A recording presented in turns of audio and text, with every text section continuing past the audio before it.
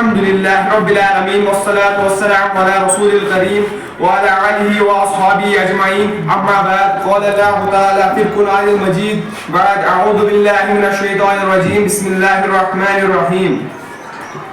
إنا أنزلناه في ليلة القدر وما أدراك ما ليلة القدر ليلة القدر خير من ألف الشهر تنزل الملائكة والروح فيها بإذن ربهم من كل أمر سلام هي حتى مطلع الفجر.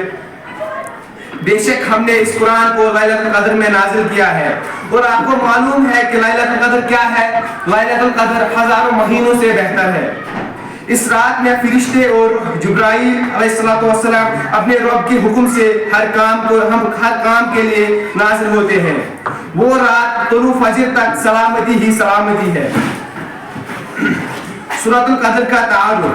सूरत की पहली लफ्ज कद्र को इसका नाम करार दिया गया है.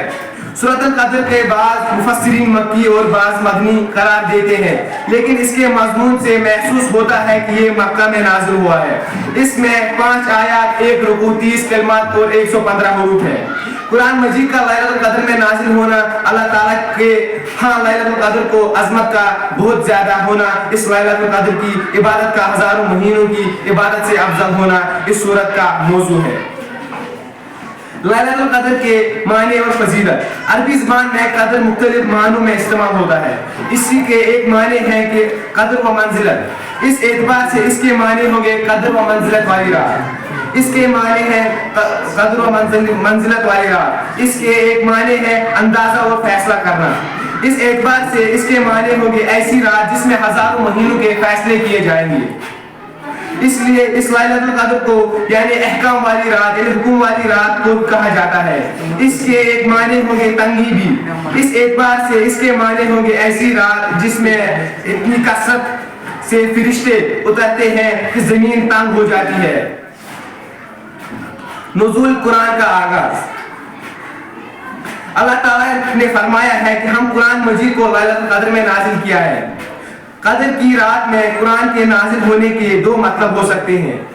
एक ये है कि कुरान के नुज़ूल की इबादत लैलतुल कद्र इब्तिदाई लैलतुल कद्र से हुई, या दूसरा मतलब ये है कि लैलतुल कद्र पूरे कुरान एक ही मर्तबा इस बैतुल इज्जत में उतारा गया है जो आसमान दुनिया पर है और वहां से जरूरत और हालात के मुताबिक उतारा गया है. लैलतुल कद्र का मुकामी मर्तबा.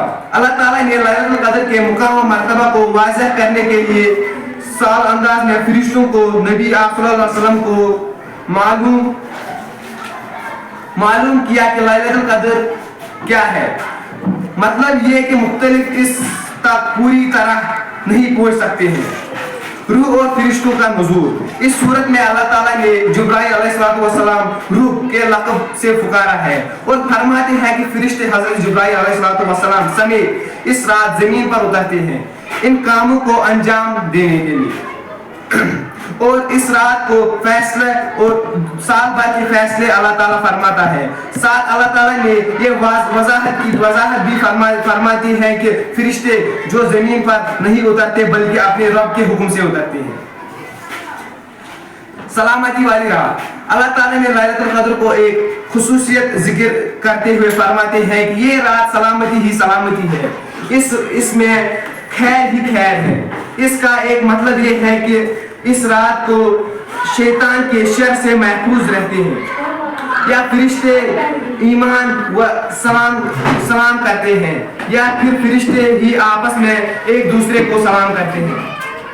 लैलतुल कद्र की दुआ.